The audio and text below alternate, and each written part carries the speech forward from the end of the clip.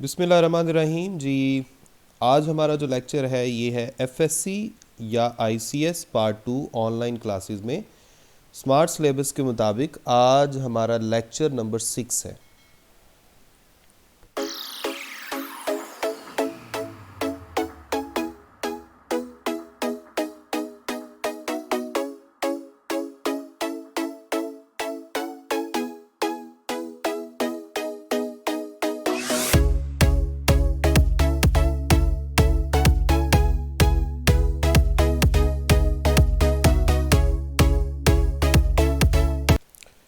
जी, आज के लेक्चर में हमारे दो टॉपिक्स हैं, एक इम्पिडेंस और दूसरा टॉपिक जो हम पढ़ेंगे वो है R C and R L series circuits.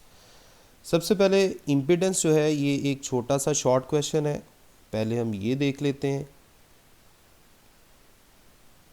Impedance की सिर्फ आपने डेफिनेशन करनी है और इसके फॉर्मूला को थोड़ा सा गौर से देखना है।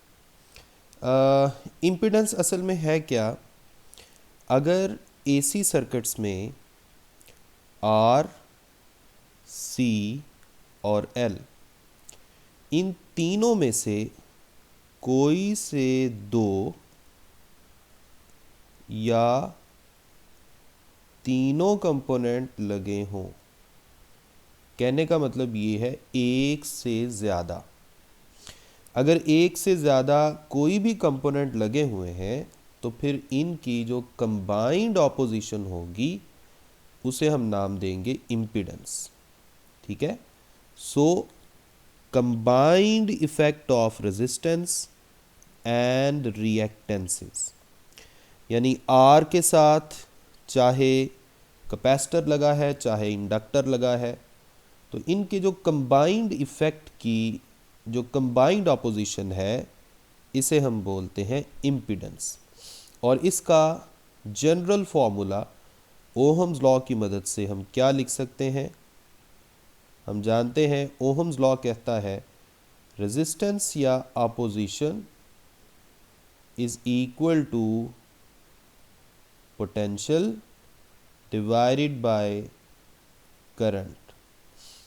तो यहाँ चूँकि हम जानते हैं हम एसी की बात कर रहे हैं यानी अल्टरनेटिंग करंट की बात कर रहे हैं, तो ऊपर आ जाएगा VRMS, नीचे आ जाएगा IRMS और इस तरफ आ जाएगी इम्पिडेंस। और कंबाइंड ऑपोजिशन या इम्पिडेंस को जाहिर करने के लिए हम कैपिटल Z यूज़ करते हैं। तो सिर्फ आपने क्या करना है, आपने इम्पिडेंस की डेफिनीशन और इसका फॉर्मूला याद रखना है। अब आ जाए अपने अगले टॉपिक की तरफ, और ये है हमारा लॉन्ग क्वेश्चन। अब ये जो लॉन्ग क्वेश्चन है ये या तो RC सर्किट आएगा या RL सर्किट आएगा, ये दोनों अलग अलग लॉन्ग क्वेश्चंस हैं। तो शुरू में जहाँ से हम शुरू करने लगे हैं ये है RC series circuit, RC series circuit, यानी यहाँ पर हमारे पास सर्किट में R भी होगा और C भी होगा। ये फ़र्ज़ करें R है और ये फ़र्ज़ करें C है। इन दोनों को आपने सीरीज़ में लगा दिया और इनपुट पे सप्लाई कर दिया alternating voltage, alternating current generator के साथ आपने यहाँ पर कनेक्ट कर दिया। अब उसकी वजह से जो पोटेंशियल अप्लाई किया जा रहा है उसे मैं V से ज़ाहिर कर देता हूँ और उसकी वजह से जो करंट आ रहा है उसे मैं कैपिटल I से ज़ाहिर कर देता हूँ। अब चूंकि ये सीरीज़ कॉम्बिनेशन है कौन सा कॉम्बिनेशन है? सीरीज़ कॉम्बिनेशन है। तो सीरीज़ कॉम्बिनेशन की पहचान है कि करंट की जो वैल्यू है वो जितने भी कंपोनेंट्स हैं, चाहे 2 हैं चाहे 3 हैं, यहाँ हमने कितने कंपोनेंट्स लगाए हुए हैं? 2, एक रेजिस्टर और एक कैपेसिटर। तो करंट की वैल्यू सेम होगी और जो पोटेंशियल है वो इन दोनों में डिवाइड हो जाएगा। टोटल पोटेंशियल का जो RMS हिस्सा है वो यहाँ पर दो हिस्सों में डिवाइड हो जाएगा। कुछ पोटेंशियल जो है वो रेजिस्टर के अक्रॉस अपीयर होगा, उसे मैं वी आर का नाम दे देता हूँ, और कुछ पोटेंशियल जो है वो कैपेसिटर के अक्रॉस अपीयर होगा, उसे मैं वी सी का नाम दे देता हूँ। ठीक हो गया। तो अब हम अलग अलग रेजिस्टर और कैपेसिटर इन दोनों को अलग अलग यहाँ पे डिस्कस करते हैं। सबसे पहले मैं बात करता हूँ रेजिस्टर की। हम जानते हैं कि सर्किट में अगर रेजिस्टर हो तो इसकी जो ऑपोजिशन है उसे हम रेजिस्टेंस बोलते हैं। अब इसके अक्रॉस जो पोटेंशियल आ रहा है, अगर मैं ओहम लॉ की मदद से इसका फार्मूला लिखना चाहूँ तो ये बनेगा V R is equal to current multiplied by resistance. लेकिन यहाँ पे करंट की हमने कौन सी वैल्यू लेनी है? R M S value. कौन सी value? R M S value. इसी तरह अगर मैं कैपेसिटर की बात करूं तो कैपेसिटर के अक्रॉस जो पोटेंशियल अपीयर हुआ है इसे वी सी का नाम दिया है, और ये किसके इक्वल आएगा? ओहम लॉ के मुताबिक करंट की R M S value multiplied by resistance. अब कैपेसिटर की जो रेजिस्टेंस यानी कैपेसिटर की जो ऑपोजिशन है एसी सर्किट्स में, उसको हम बोलते हैं कैपेसिटिव रिएक्टेंस, और इसे एक्स सी के साथ जाहिर किया जाता है। तो ये आपके पास वी सी का फॉर्मूला आ गया। अब आपको याद होगा जब हम रेजिस्टिव सर्किट पढ़ रहे थे, जो इसमें सबसे पहला सर्किट था, तो उसमें हमने देखा था कि वोल्टेज और करंट इनके दरमियान फेज़ का डिफरेंस नहीं होता, यानी रेजिस्टर के अक्रॉस अपीयर होने वाली वोल्टेज और रेजिस्टर के अंदर से फ्लो करने वाले करंट के दरमियान कोई भी फेज़ डिफरेंस नहीं होगा, यानी V R and I R M S are in phase. In phase का मतलब क्या है कि दोनों के दरमियान फेज़ का डिफरेंस कितना है? ज़ीरो। अब आते हैं कैपेसिटर की तरफ। हम जानते हैं कि सर्किट में अगर कैपेसिटर हो तो कैपेसिटर के अक्रॉस अपीयर होने वाली वोल्टेज और कैपेसिटर के अंदर से फ्लो करने वाला अल्टरनेटिंग करंट, इनके दरमियान फेज़ का डिफरेंस होता है 90 डिग्री। और इसमें लीड कौन कर रहा होता है? करंट। यानी current leads the voltage bye कितना डिग्री? 90 डिग्री। ठीक हो गया। तो ये है आपके पास। अब चूंकि ये वोल्टेज वी सी है, वी सी से क्या मुराद है? जो कैपेसिटर के अक्रॉस अपीयर हुआ है। करंट को आई से भी जाहिर कर सकते हैं, मैं उसकी आर एम एस वैल्यू को आई आर एम एस के साथ जाहिर कर देता हूँ। तो इस तरह से हम इसको लिख लेते हैं। अब करना ये है, थोड़ा सा हम इसकी थ्योरी देखते हैं। अच्छा, एक और चीज़, ये जो एक्स सी है, इसकी जगह हम एक्स सी का फार्मूला भी लिख सकते हैं। फार्मूला क्या होता है इसका? 1 ओवर ओमेगा सी या 1 ओवर 2 पाई एफ सी। ठीक है। अब आपसे अगर मैं ये पूछूं कि ये वाला जो सर्किट है, ये कौन सा सर्किट है? सबसे पहली बात तो ये है, कौन सा सर्किट है ये आरसी सीरीज सर्किट है। अगर मैं आपसे ये पूछूं कि आरसी सीरीज सर्किट जो है वो हाई फ्रीक्वेंसी पे कैसा बिहेव करेगा? एट वेरी हाई फ्रीक्वेंसी, यानी जो अल्टरनेटिंग करंट की फ्रीक्वेंसी है वो बहुत हाई है। अब चूंकि फ्रीक्वेंसी का कैपेसिटिव रिएक्टेंस के साथ उल्टा रिलेशन है, इस फार्मूला के मुताबिक फ्रीक्वेंसी अगर हाई होगी तो कैपेसिटिव रिएक्टेंस बहुत लो होगा। तो हम कह सकते हैं कैपेसिटिव रिएक्टेंस इतना लो हो गया है कि ये ज़ीरो को अप्रोच कर रहा है।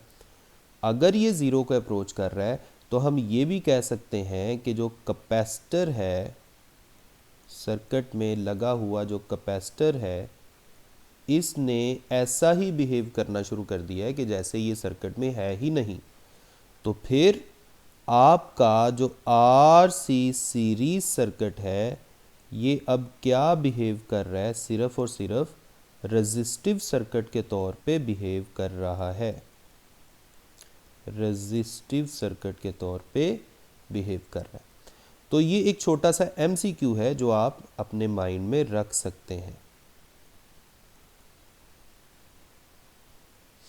ठीक है जी, तो ये आपने MCQ को याद रखना है। यहाँ पे मैंने आपको क्या बताया था कि रजिस्टर की अगर बात की जाए तो वहाँ वोल्टेज और करंट के दरमियान क्या फेज़ है, और अगर कैपेसिटर की बात की जाए तो यहाँ वोल्टेज और करंट के दरमियान क्या फेज़ है। अब हम थोड़ी सी यहाँ पे थ्योरी देख लेते हैं, फिर हम दोबारा से अपने मैथमेटिकल वर्क की तरफ बढ़ेंगे। देखें सर्किट में सेम ये जो बुक वाली सारी स्टेटमेंट्स हैं ये बिल्कुल सेम वही वाली बातें लिखी हुई हैं। वोल्टेज अक्रॉस कैपेसिटर अलग से मेंशन की गई, वोल्टेज अक्रॉस रजिस्टर अलग से मेंशन की गई। उसके बाद अब हम क्या करेंगे, इन दोनों वोल्टेजेस की रिजल्टेंट निकालेंगे। रिजल्टेंट से क्या मुराद है, यानी हम ये देखने जा रहे हैं कि जो टोटल वोल्टेज आया था वो कितना था। देखें अगर मैं टोटल वोल्टेज की RMS वैल्यू की बात करूं तो वो तो VRMS है, ये दो हिस्सों में डिवाइड हुई थी। अब हम चाहते हैं कि हम VR और VC को इस्तेमाल करके VRMS बना लें। तो उसके लिए एक बात याद रखें, एक पहली बात तो ये कि हम इनके फेज़र वेक्टर बनाएंगे। दूसरी बात ये कि हम फेज़र वेक्टर्स को बिल्कुल हेड टू टेल रूल के थ्रू ऐड करेंगे, बिल्कुल वैसे ही जैसे हम फर्स्ट ईयर चैप्टर 2 में head to tail rule of vector addition कर चुके हैं। तो सबसे पहले तो मैं फेज़र डायग्राम बनाने लगा हूँ, फेज़र डायग्राम। अब फेज़र डायग्राम क्या होती है ये मैं आपको अभी बता देता हूँ। फेज़र डायग्राम क्या होती है, जैसे सबसे पहले मुझे ये बताएं कि ये सर्किट जो है इसमें कौन सी चीज़ सेम थी, करंट सेम था। तो जो चीज़ सेम है उसके फेज़र वेक्टर को रेफरेंस के तौर पे ले लेते हैं, और ये मैंने रेफरेंस के तौर पे ले लिया पॉजिटिव एक्स एक्सिस के अलोंग। अब रजिस्टर की अगर बात की जाए तो रजिस्टर के अक्रॉस आने वाली जो पोटेंशियल है वो करंट के साथ इन फेज़ है। तो अगर मैं पोटेंशियल का जो रजिस्टर के अक्रॉस अपीयर हो रही है उसका फेज़र वेक्टर बनाऊं तो वो बिल्कुल इसी तरफ बना दूंगा जिस तरफ करंट था। इसी तरह अब हम बात करते हैं कैपेसिटर की, तो कैपेसिटर के अक्रॉस अपीयर होने वाला जो वोल्टेज था वो करंट से पीछे था, यानी करंट लीड कर रहा था 90 डिग्री। तो इसका मतलब है कैपेसिटर के अक्रॉस अपीयर होने वाला जो वोल्टेज है वो करंट से पीछे बनाना है कितना, 90 डिग्री। तो इसे मैं VC का नाम दे देता हूँ। अब मैं ये चाह रहा हूँ कि VC और VR इन दोनों का रिजल्टेंट फाइंड किया जाए, यानी इनको ऐड करके जो टोटल सप्लाइड पोटेंशियल है उसकी RMS वैल्यू को निकाला जाए। तो उसके लिए मैं क्या करता हूँ, मैं VC जो वेक्टर है उसको उठा के VR के हेड पे लगा देता हूँ, और ये जो है VC यहाँ पे आ गया। अब इन दोनों का रिजल्टेंट कैसे आएगा, फर्स्ट की टेल से सेकंड के हेड तक ये वेक्टर आ गया, दिस इज़ रिजल्टेंट या टोटल वेक्टर, और यही असल में टोटल सप्लाइड वोल्टेज की RMS वैल्यू है। ठीक है, तो ये जो फेज़र डायग्राम है इसकी मदद से हमने क्या फाइंड किया है, इसकी मदद से हमने VRMS फाइंड की है, और VRMS क्या थी, टोटल सप्लाइड वोल्टेज।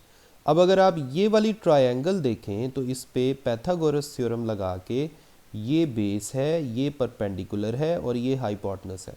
हम जानते हैं हाइपोटेनस का जो स्क्वायर है ये किसके इक्वल होता है, बेस का स्क्वायर प्लस परपेंडिकुलर का स्क्वायर। अब यहाँ से VRMS का फॉर्मूला क्या फिर बन जाएगा, स्क्वायर रूट VR का स्क्वायर प्लस VC का स्क्वायर। तो ये आपके पास सप्लाइड वोल्टेज की RMS वैल्यू आ गई। अब मैं क्या करने लगा हूँ, अब मैं यहाँ पर वी आर की वैल्यू और वी सी की वैल्यू पुट करने लगा हूँ। हम जानते हैं, अभी मैंने ऊपर लिखा था कि वी आर किसके इक्वल है, I R M S into R, और वी सी किसके इक्वल है, I R M S into X C. अब मैं इनकी वैल्यूज़ को पुट करने लगा हूँ। ठीक हो गया। तो वी आर की जगह आ जाएगा I R M S into R का स्क्वायर प्लस यहाँ आ जाएगा I R M S into X C सारे का स्क्वायर। अब आप इस स्क्वायर को ओपन कर लें, ये बन जाएगा आई आर एम एस का स्क्वायर इंटू आर का square plus I R M S का स्क्वायर इंटू एक्स सी का स्क्वायर सारे का square root. Left hand side पे वी आर एम एस वैसे का वैसा आ गया। अब राइट हैंड साइड से ये जो आई आर एम एस का स्क्वायर है इसको कॉमन निकाल के स्क्वायर रूट से बाहर ले आए। जब आप इसे स्क्वायर रूट से बाहर लेके आएंगे तो इसकी पावर ख़त्म हो जाएगी, अंदर आपके पास are square plus x C का स्क्वायर बच गया। लेफ्ट हैंड साइड पे वी आर एम एस वैसे का वैसा मौजूद है। ठीक हो गया। तो ये है आपके पास वी आर एम एस। अब आई आर एम एस को यहाँ डिवाइड कर दें। जब आप आई आर एम एस को डिवाइड कर देंगे तो आपके पास लेफ्ट हैंड साइड पे आ जाएगा V R M S divided by I R M S is equal to square root के अंदर आर का स्क्वायर प्लस एक्स सी का स्क्वायर। अब ये किसका फॉर्मूला है, ये तो total potential divided by total current, और total potential divided by total current जो है ये तो अभी हमने लेक्चर के शुरू में पढ़ा है, ये इम्पिडेंस के इक्वल होती है। इसका मतलब ये हुआ कि आर सी सीरीज सर्किट में इम्पिडेंस का ये फॉर्मूला हमारे सामने आ गया है। यहाँ पर एक चीज़ जानना बड़ी ज़रूरी है कि ये जो हमारे फेजर डायग्राम बनी है इसमें लीड कौन कर रहा है, इसमें लीड कर रहा है करंट। अब हमने टोटल की बात करनी है, अब हमने किसी कंपोनेंट के अक्रॉस की बात नहीं करनी। पोटेंशियल रेजिस्टर के अक्रॉस अलग आया था, कैपेसिटर के अक्रॉस अलग आया था, लेकिन अब हमने टोटल पोटेंशियल की बात करनी है। तो देखें लीड कौन कर रहा है, करंट ही लीड कर रहा है, लेकिन अब ये 90 लीड नहीं कर रहा, अब ये 90 से थोड़ा कम लीड कर रहा है, और वो कितना एंगल है, थीटा। ये याद रखना है कि in case of R C series circuit theta is not equal to 0, theta is not equal to 90, actually theta is in between 0 and 90। ठीक है, ना तो ये 0 के इक्वल है ना 90 के इक्वल है, ये 0 से बड़ा होगा और 90 से छोटा होगा। तो ये कुछ इस लेक्चर के लिए अपने जहन में रखनी है। सबसे पहली बात ये कि आप फिर आप ये बताएंगे सीरीज़ में क्या सेम होता है और क्या डिफरेंट होता है, फिर आप आर और सी को अलग अलग डिस्कस करेंगे, फिर आप हाई फ्रीक्वेंसी के लिए इस सर्किट का रिस्पांस कैसा होता है वो बता सकते हैं, फिर आप फेज़र डायग्राम बनाएंगे, फेज़र डायग्राम में पता चल गया लीड कौन कर रहा है, लैग कौन कर रहा है, फिर आप रिजल्टेंट वोल्टेज निकालेंगे जो टोटल सप्लाइड वोल्टेज है, और फिर ये इम्पीडेंस का फार्मूला बन जाएगा। अब इस इम्पीडेंस के फार्मूला के मुताबिक हम इम्पीडेंस डायग्राम भी बना सकते हैं। ऐसे फेज़र वेक्टर जिनकी मदद से हम इम्पीडेंस निकाल सकें, उसकी बाद जो डायग्राम बनती है उसे इम्पीडेंस डायग्राम कहा जा सकता है। तो अब मैं क्या बनाने लगा हूँ, इम्पीडेंस डायग्राम।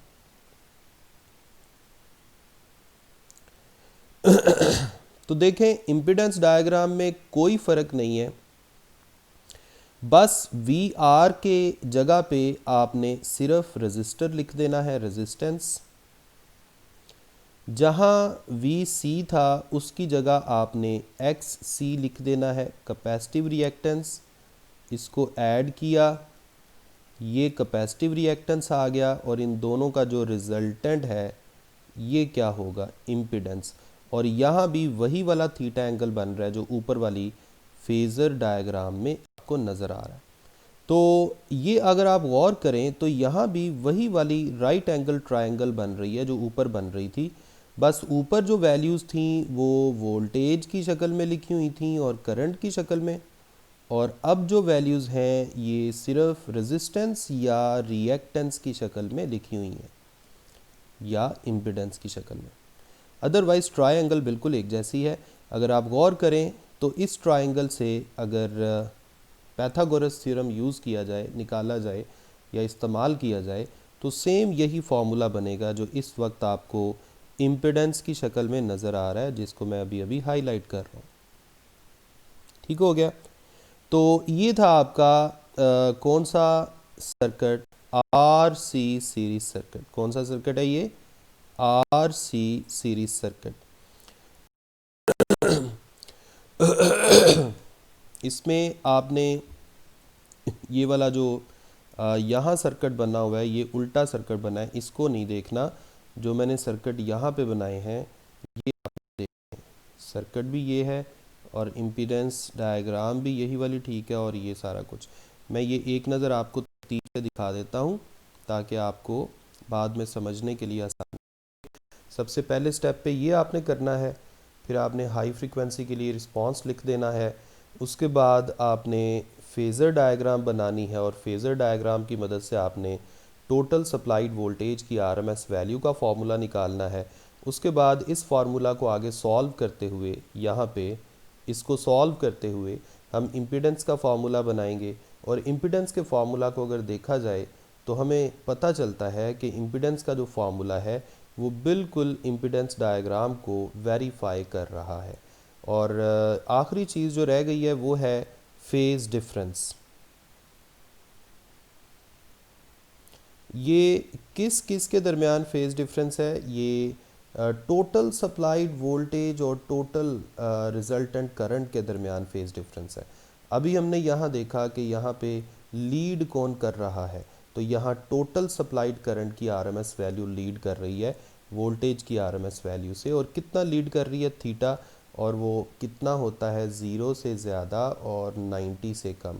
अब हम इसके बारे में थोड़ा सा देखते हैं कि ये किस तरह से आ सकता है। अगर आप गौर करें तो इस डायग्राम में, ये वाली जो डायग्राम है, इसमें अगर हम tan थीटा लिखें, क्या लिखें?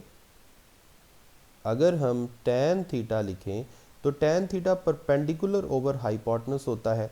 परपेंडिकुलर ये है, और सॉरी परपेंडिकुलर ओवर बेस होता है, परपेंडिकुलर ये है और बेस ये है, यानी ऊपर आ जाएगा XC और नीचे आ जाएगा R। अब थीटा किसके इक्वल आ जाएगा? tan इनवर्स ऊपर XC नीचे R। आप XC की वैल्यू भी पुट कर सकते हैं। XC किसके इक्वल होता है? हम जानते हैं XC is equal to 1 over omega C। तो आप इसको 1 ओवर ओमेगा C लिखेंगे और साथ R पहले से मौजूद है। इसी तरह आप XC की वैल्यू यहाँ भी पुट कर सकते हैं। जब आप यहाँ पुट करेंगे तो ये बन जाएगा R square plus omega into sorry 1 over omega C। इसको हम मिटा देते हैं जी। इसकी जगह क्या आ जाएगा? 1 ओवर ओमेगा C सारे का स्क्वायर। तो है आपका आज ये वाला सारा टॉपिक। ठीक है, अभी आपने कौन सा सर्किट किया है? ये असल में कौन सा सर्किट हमने किया है? This is R C series circuit. तो ये आपने आर सी सीरीज सर्किट किया है। मैं आपको फिर एक दफ़ा बता देता हूँ। सबसे पहले नंबर पे आपने सर्किट बनाना है, उसको इस तरह से फिर हाई फ्रीक्वेंसी रिस्पांस में बताना है कि ये क्या करेगा। फिर आपने दूसरे नंबर पे फेज़र डायग्राम बनानी है। उस फेज़र डायग्राम को देखते हुए हमने रिज़ल्टेंट वोल्टेज जो है उसकी आरएमएस वैल्यू का फार्मूला बनाना है। उसके बाद इस फार्मूला की मदद से इम्पीडेंस का फार्मूला बनाएंगे, इम्पीडेंस डायग्राम बनाएंगे, और इम्पीडेंस डायग्राम के बाद हम फेज़ डिफरेंस वाला फार्मूला निकालेंगे। ये फेज डिफरेंस किस किस के दरमियान है? रिजल्टेंट वोल्टेज करंट के दरमियान। ठीक है, ठीक हो गया। इसी तरह से सेम इसी मेथड से हम आर एल सीरीज सर्किट भी कर सकते हैं। अब आर एल सीरीज सर्किट कैसे करेंगे ये मैं आपको अगले लेक्चर में बताऊंगा, क्योंकि ये वाला लेक्चर थोड़ा सा लेंथी हो गया, और अगर लेक्चर थोड़ा सा लेंथी हो जाए तो मैं जानता हूँ आपकी शक्लें अजीब अजीब बनना शुरू हो जाती हैं, आप बोर होना शुरू हो जाते हैं। तो इतना ही अभी के लिए काफ़ी है। सो नेक्स्ट लेक्चर में हम करेंगे आर एल सीरीज सर्किट। अगर आप इस लेक्चर को बहुत अच्छे से देख लेंगे तो अगला लेक्चर आपको बड़ा ही इजी लगेगा। तो अपना ख्याल रखें। अल्लाह हाफिज़।